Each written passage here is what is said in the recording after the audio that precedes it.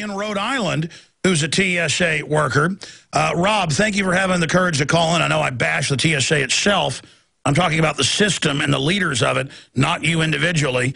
I just get so desperate over the whole thing that I do kind of get mean. But I appreciate you having the courage to call in. Rob in Rhode Island, you're on the air. Tell us what you think about the TSA and what's happening. Hi, Alex. How are you? Sorry, Fine. I'm a little nervous on here today. Basically, what I want to bring to your attention is the fact that in the last week, we've had supervisors come out and say, we need to check bags of people that are at the airport picking passengers up. So, like, for instance, my supervisor had me go through a woman's diaper bag the other day. Now, the woman clearly had 2 children and was clearly there just to pick up her husband.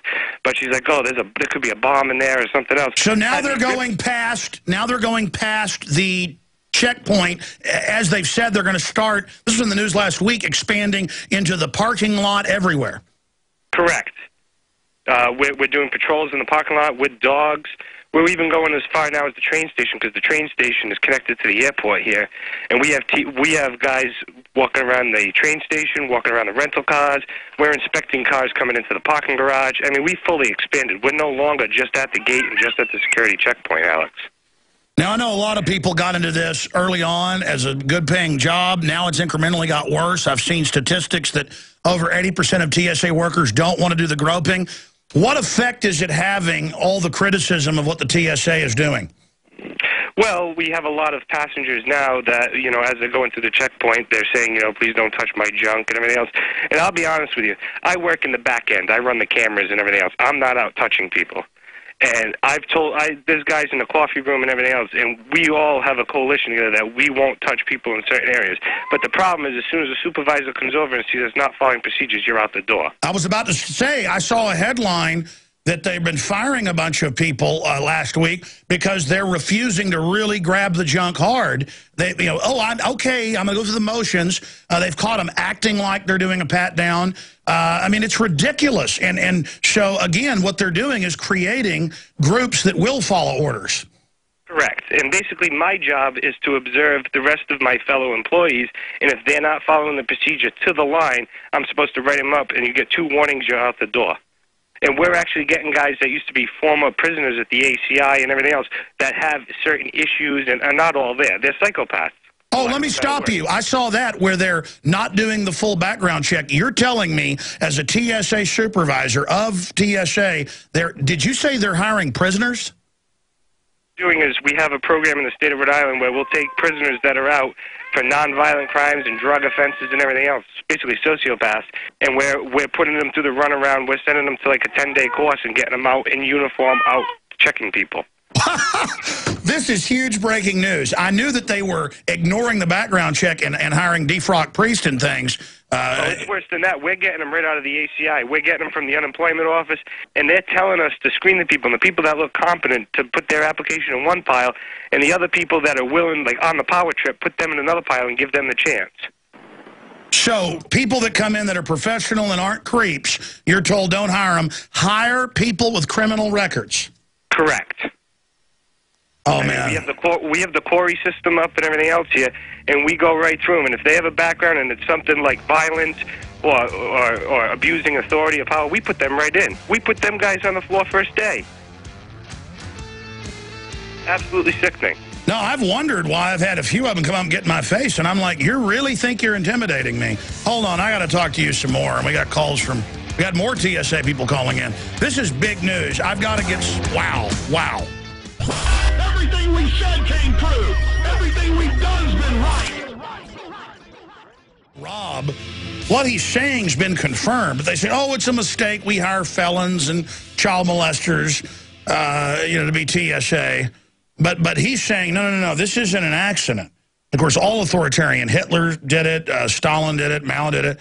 They hire criminals. And he's saying they're being told, well, I mean, what do you say whenever they're hire people that are violent criminals?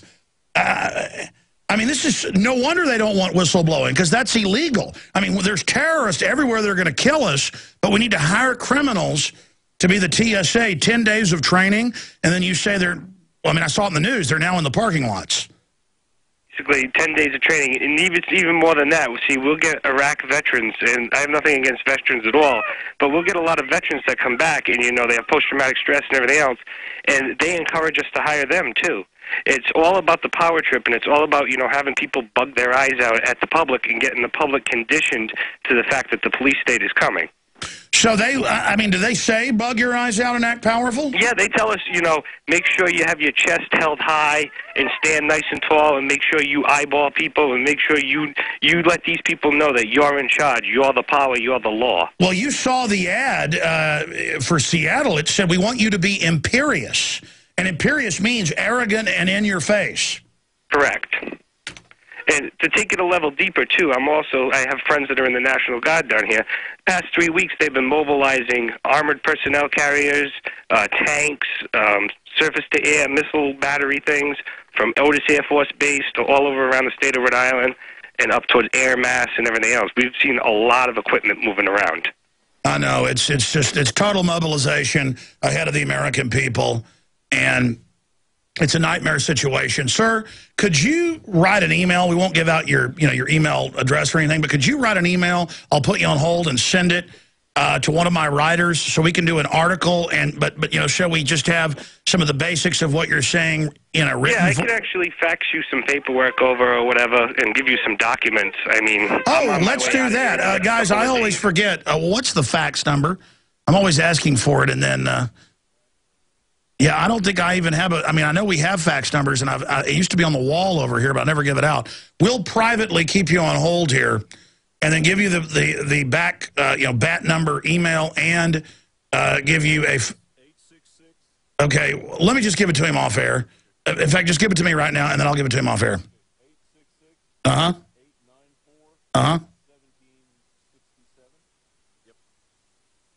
again, this guy's got the right attitude. Stand up against this now. Don't just get cowed. I'm going to go to Phi here in a minute. Stay there, Phi. Rob, guys, tell me that number again one more time. Eight. Oh,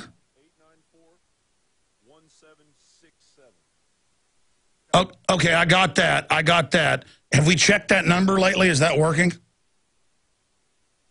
I mean, who gave you that? Well, who knows? It's on the board there. It may be to, like, Siberia or something. It might be to, like, Timbuktu, for all I know. Got so many numbers hanging around here. It might be to the local radio station or something. Wow, that's amazing. I tell you what, I'm going to put you on hold. I'm going to get your phone number. I'm going to have one of the reporters call you. And I just want to tell you, folks, showtips at Infowars.com. TSA people, you don't have to commit crimes. And it is a crime when people above you, they're involved in the crime, say, we want you to hire imperious, criminal record thugs to get in people's faces. Absolutely, truly disgusting that this is happening. I am just reeling right now, absolutely blown away. Rob, before I put you on hold, I'm going to come back and talk to Phi. Anything else you'd like to add for folks out there? I just asked the folks that they really need to wake up and they need to realize that, time is short. And, World War II is repeating itself. We're right at the precipice of where Weimar Republic was. And if people don't wake up now, it's going to be too late. Yeah, no, a bunch of criminal banks took over America. They're getting ready to absolutely have re-education camps. Visit Infowars.com and PrisonPlanet.com. When you're on the site, you can also tune in 24 hours a day to my daily radio broadcast. There's also a free iPhone app to listen to the syndicated radio show when and where you want.